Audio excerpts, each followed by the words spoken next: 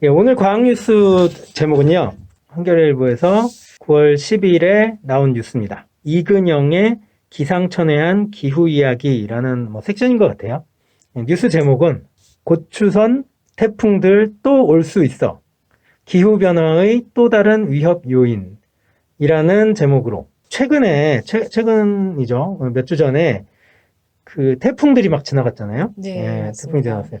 8호 바비, 그 다음에 9호 마이삭, 10호 때는 전 진짜 떨었었어요. 10호. 하이선. 네. 예, 왜냐하면 그때 한반도를 남북으로 그냥 관통한다고 그래서, 예, 네, 다들 걱정들이 많으셨을 거예요. 네. 근데 이 뉴스는 결국은, 이런 태풍들의 경로가 곡선 형태로 북동쪽으로 이렇게 휘면서 네. 마치 볼링장에서 볼링공을 네. 싹 던졌을 때 옆으로 확 이렇게 스핀을 주면 커브 드는 것처럼 네, 그렇게 싹 돌아가면서 강릉 통해서 이렇게 동해 쪽을 빠지든지 아니면은 아예 한반도 저쪽 바깥쪽으로 해가지고 중국 네, 북부 쪽으로 상륙을 하든지 네, 그런 네. 식이었는데 이거는 실은 직선 형태로 가면서 한반도를 관통한다는 등 이렇게 실제 바비와 하이선 같은 경우는 그런 식으로 직선으로 지나갔거든요. 네. 그래서 이게 왜 그럴까에 대한 기사긴 한데요.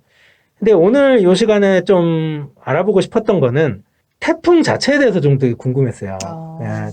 그래서 오늘 이 시간에 정식으로 소개를 드리면 우리 과천과학관에 계신 안경희 선생님이시고 예, 대기과학을 전공하셨습니다. 예, 안녕하십니까? 네, 반갑습니다. 네. 그래서 여쭤보고 싶은 게 그거예요. 대기과학을 하셨으니까 당연히 태풍 정도야. 아닙니다. 예, 예. 그렇지는 않고요. 4천만 명 우리 대한민국 국민이 모두 이해하실 수 있게. 네. 최선을 다해보겠습니다. 예. 그래서 처음으로 여쭤보고 싶은 건 태풍은 왜 생기나? 예, 왜 생기나? 대체 그렇지 않아요?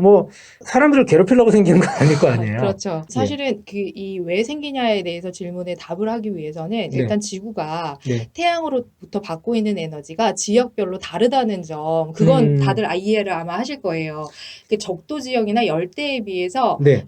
극지방은 태양 열 에너지가 굉장히 작게 오고 있거든요. 그렇죠. 빛을 맞기가 네. 쉽지가 않죠. 그렇죠. 받는 열 에너지, 태양 열 에너지가 워낙 작고 지역별로 불균형이 있다 보니까 이 굉장히 불균형한 상태를 균형 있게 만들어주고 싶어 하는 이제 대기 현상이 태풍이라고 보시면 돼요. 네, 열대에 굉장히 과잉된 열 에너지를 축적된 그 에너지를 열 에너지가 모자란 극지방 쪽으로 전달을 해주는 역할을 한다라고 생각을 하시면 왜 생기는지에 대한 의문이 조금 풀리시나요? 그럼 두 번째 질문은 네.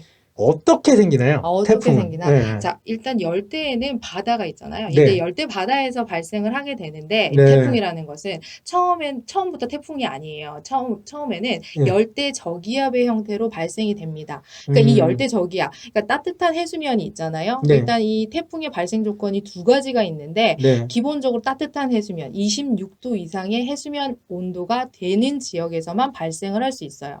주변보다 조금 더 온도가 높고 뜨끈뜨끈한 그렇죠. 그런 해수면 온도에서 발생을 하는 조건이 가지고 있다. 네. 그래서 따뜻한 해수면 온도에서 이제 이렇게 수증기가 이렇게 생기잖아요. 그러면 증발을 해서. 그렇죠. 증발을. 증발해서. 물이 증발해서 수증기가 이렇게 올라가게 되는데 그런 상승 기류를 타고 이게 공기가 올라가다 보면 이 공기 자체가 차게 식어지게 되면서 잡열을 또 주변부로 반출을 하게 돼요. 고도가 높은 데로 올라가면 온도가 점점 떨어지니까 그렇죠. 수증기가 그러니까 온도가 높은 상태에서는 그렇죠. 기체 상태로 공기와 섞여가지고 상승 기류를 타는데 그렇기 때문에 거기가 저기압이라고 얘기를 하는 거겠죠. 그렇죠. 맞습니다. 상승 기류가 생기니까.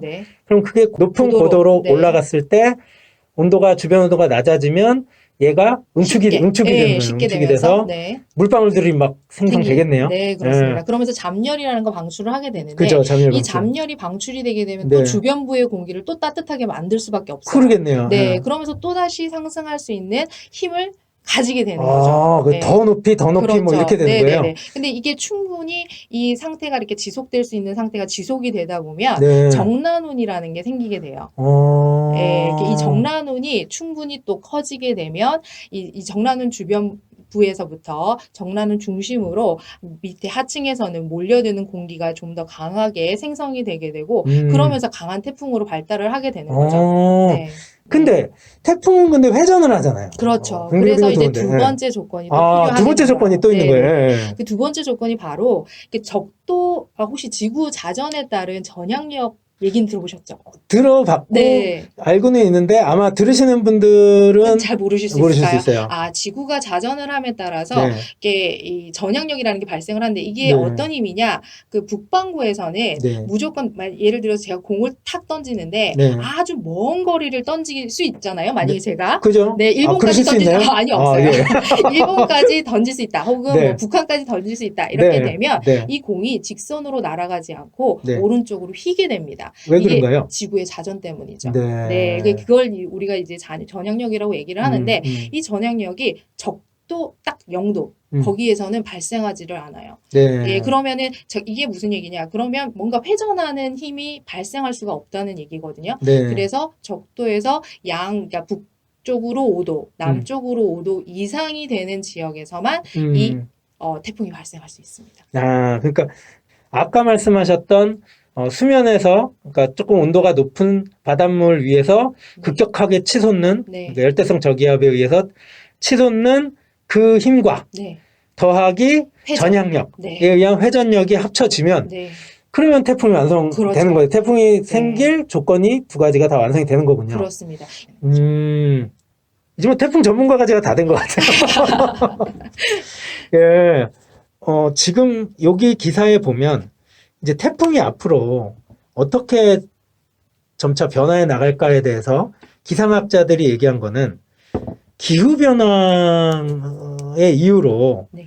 점점 강도는 세지고 또 빈도수도 이제 좀 뭐 적어진다는 얘기도 있고 많아진다는 얘기도 있지만 네. 저희가 느끼기엔 좀 많아지는 것 같아요. 한국에서 느끼기에는. 그렇죠, 그렇죠. 네. 그래서 이런 것들은 실은 아까 얘기하셨던 네. 어떻게 생기는지 네. 아니면 왜 생기는지를 가지고 반추해서 생각을 해보면 네. 기후변화가 무슨 작용을 한 걸까요? 태풍이 일단 점점 거대해지는 우리가 거예요. 지금 얘기하고 있는 기후 변화는 지구 온난화를 주로 얘기를 하고 있는 그죠. 거잖아요.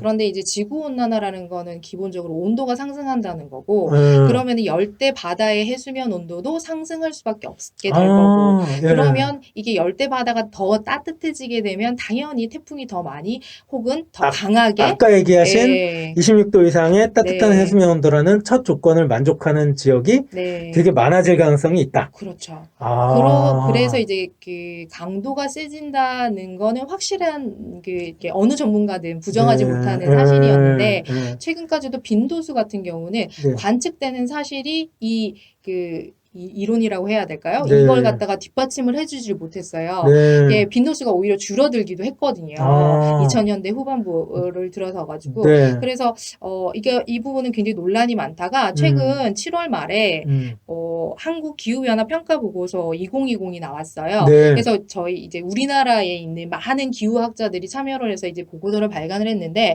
그 중에 이제 태풍 쪽 내용을 살펴보면 이 빈도수도 그러니까 그 태풍 자체가 발생하는 빈도수가 높아지는 게 아니라 한반도에 영향을 주는 태풍의 빈도수는 좀 더 증가하는 추세를 보인다고 얘기를 하고 있습니다. 한반도 인근에 영향을 주는 그 국지적인 태풍의 빈도수는 증가할 것으로 국내 학자들은 예측을 한다. 조금 이제 이 빈도도 한반도를 이렇게 영향을 주는 태풍은 조금 증가할 거라고 이제 막 인정을 했다고 말했죠. 네네네.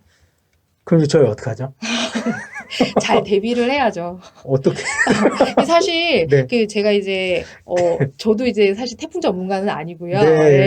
아니고 제가 기후 모델링을 전공을 했었는데 그런데 최근 들어 이걸 관련해 가지고 기사들을 접하다 보니까 저도 깜짝 놀란 사실을 알게 된 게 우리나라가 생각보다 태풍에 대한 대비가 굉장히 잘 되고 있는 나라더라고요. 그래요? 그러니까 재난 대비하면 일본이라고 생각을 할 수 있는데 그 제주도와 같은 경우는 이제까지 발생했던 태풍의 거의 뭐 80~90%가 다 통과를 해가다 보니까 굉장히 대비를 잘, 이렇게 재난 시스템 잘 구비가 되어 있어서. 저희가 또 역경에 강하잖아요. 그래서, 이번에 그 바비 때도 되게 잘 대처를 했나 보더라고요. 그걸 좀 더, 이렇게 전국으로 퍼뜨릴 수 있으면 잘할 수 있지 않을까요? 그러네요. 그러니까 1차적으로는 지금 이렇게 빈도수가 많아질 가능성이 크다는, 그리고 강도도 커지는 태풍에 대해서 대비하는 그런 기술적인 방법들에 대해서 저희가 이제 많이 공유하고 예, 마음가짐도 단디 먹고 네. 해야 될 필요가 있고 네. 또 보다 근본적인 원인인 아까 인간에 의한 어떤 기후 변화, 네. 예, 기후 변화에 대해서도 저희가 계속 생각을 하고 있어야 될 것 같아요. 그죠? 맞습니다. 네. 예, 저희가 하는 뭔가 행동들이 저 멀리의 해수면 온도를 상승시키는데 네. 그 영향을 준다는 네. 예, 그런 것들이 지금도 다 밝혀지고 있으니까요. 그죠? 네. 예. 그렇습니다. 알겠습니다. 오늘 뭐 너무 좋은 말씀 주셔서 감사하고요. 예, 첫 시간인데 어떠셨습니까? 너무 긴장되고요. 네, 전혀 안 하셨던데. 아닙니다. 네. 너무 떨렸습니다. 네. 네. 네. 그래서 뭐 떨리셔도 상관없고 다음번에 어쨌든 기상학 하셨던 걸 다 들었기 때문에 예, 이쪽 관련된 뉴스가 네. 나오면 네. 예, 또 모시겠습니다. 네. 들어주셔서 감사합니다. 네. 감사합니다. 네.